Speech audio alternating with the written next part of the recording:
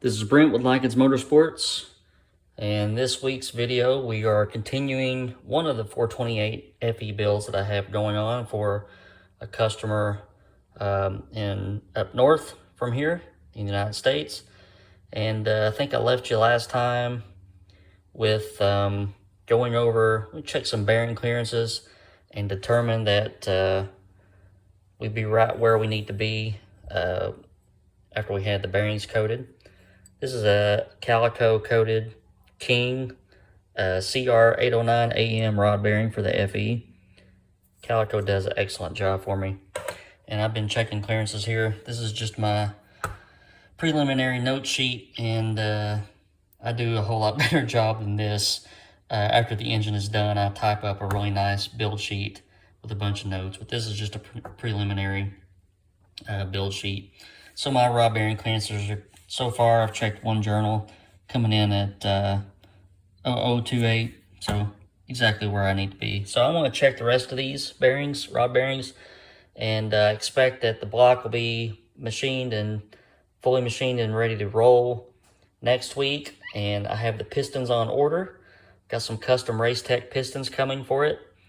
And when those get here, we can balance the crank and we can start assembly on that thing, because the heads are done and everything's ready to roll. So I'm going to go ahead and finish up checking these rod bearing clearances, and then I'm going to showcase some of the other parts that we're going to use in this build. All right, so we got our octet of Molnar FE rods. All the rod bearings clearances came in within a couple tenths of each other, around 0026, 0028. That's generally about where I like to run my FE stuff. If you use the 1,000th clearance per inch of journal rule of thumb, an FE rod journal is 2.438. So, you want to be somewhere around 2.5 thousandths. Obviously, that can change depending on if it's a race motor, if it's a street motor. This is going to be a fairly low, relatively low RPM motor, 5,000, 5,500, something like that, RPM. So we don't need super high clearance, but we also don't need, a tremendous amount of clearance as compared to what they ran in the 60s or so, because the rods are so much better. In the 60s, they had problems with a factory, rod flexing, and, it would pinch the bearing, and they would get into all kinds of problems. But, these are high quality rods, really stout. I wouldn't care to put, 800 or 900 horsepower through these at all. And, another reason why we run a little bit more clearance than, what they do with the big block Chevrolet stuff is this reason right here. So this is a FE bearing on the left, big block Chevrolet bearing on the right. You can see the width difference quite a bit. And it's also a big, large journal, so the bearing speed is going to be high. So I'd like to see a little bit more clearance than what I would run on the big block Chevrolet stuff.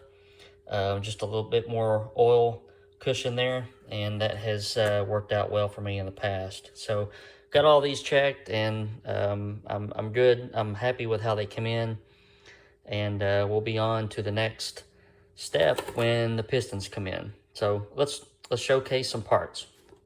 All right, so we'll go over some of the oil stuff. This is, if you remember from what I told you before, this is a stock appearing on the outside with good parts on the inside.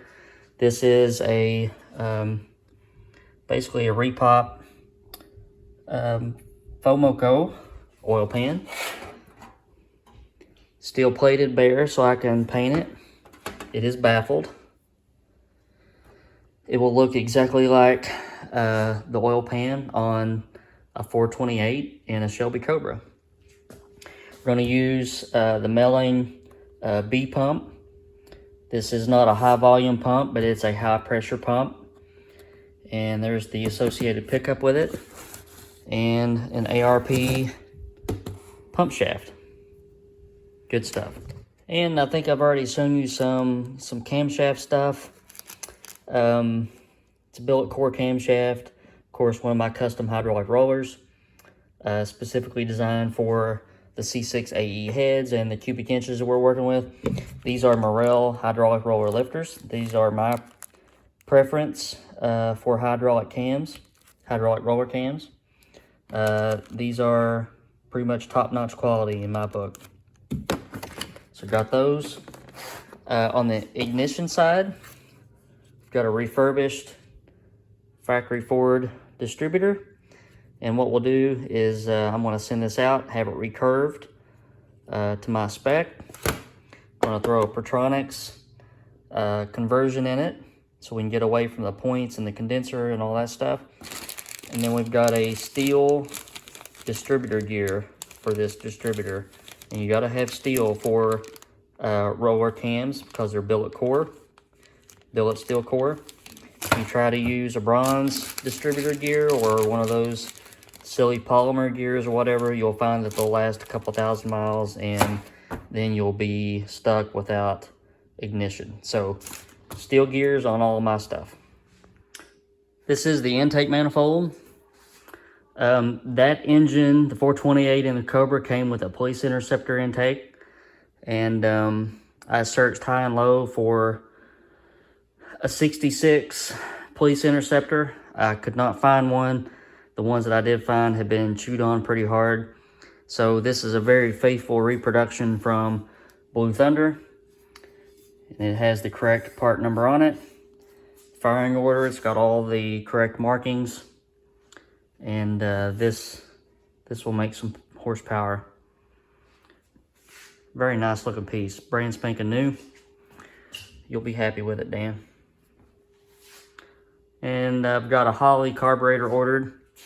And I'll have my carburetor guy, Scott Perkins, to custom assemble that for me. And be well on our way. This is the harmonic balancer. This is made by Power Bond. Very high quality pieces, pretty stock appearing.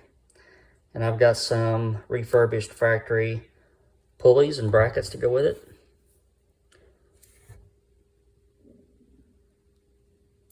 And the I'm going to use an AMK bolt kit. It's a reproduction bolt kit, and it'll come with a reproduction harmonic balancer bolt. So this will be what we use for the timing set. This is the Coys billet timing set, double roller chain. Pretty much adjustable to anywhere that you want to put it. Got a 9 keyway crank sprocket. Using a steel cam thrust plate, and I have these surface ground because usually when you buy these they are too thick and you don't end up with any camshaft in play. We'll be using an ARP camshaft bolt. So I think that pretty much wraps it up. Someone asked or they actually sent me an email and asked if I could say a couple things about piston rings. And what I will say is that the aftermarket has transitioned to thinner and thinner rings. So instead of the old FE rings where they were 5/64ths, and you would run, something like an 1/8 inch oil ring set or 3/16 oil ring pack, now we're into much thinner. Even the 1/16, 1/16, 3/16 is getting thick by today's standards. And this particular engine will have a 1.53 millimeter, considerably smaller than piston rings of decades ago. And it kind of seems counterintuitive that the thinner rings won't seal as well, but if you do the physics, if you do the math, if you know that pressure equals force over area, if you have the same amount of force pushing your ring against a cylinder wall, a smaller cross-sectional area piston ring will exert more pressure on the cylinder wall. So you're still going to get the functionality, but since that thinner ring is less drag, less tension, then you gain horsepower. So, the difference between a 1/16, 1/16, 3/16 ring pack and a 1.5 millimeter metric ring pack, you're looking at 10 to 12 horsepower difference there with no streetability issues or anything like that. And they are, super easy to use. And You know, as long as your cylinders are nice and straight and round and they've been honed with torque plates and the finish is right, then it's a win-win for everybody. So generally we see, you know, that kind of horsepower difference between the thicker rings and the thinner rings. And there seems to be kind of a diminishing return after you get thinner than 1.5 millimeter. I run a lot of 1 millimeter, 1 millimeter, 2 millimeter rings as well. I don't see a big horsepower difference there. In the race world, we use, you know, all the way down to 0.6 millimeter rings, and you really have to be on the ball with everything else to take advantage of that. So, yeah, got custom Race Tech pistons coming for this build. They will have a small dish, I think about a 10 or 11 cc dish, and we'll be using the metric ring packs, and we'll be getting this balanced up and should be starting assembly as soon as those pistons come in and we get the crank balanced. So we're making progress, and got a lot of other videos coming. I may have another video coming this weekend that doesn't involve engines that I think you may find interesting, and we'll see how that turns out.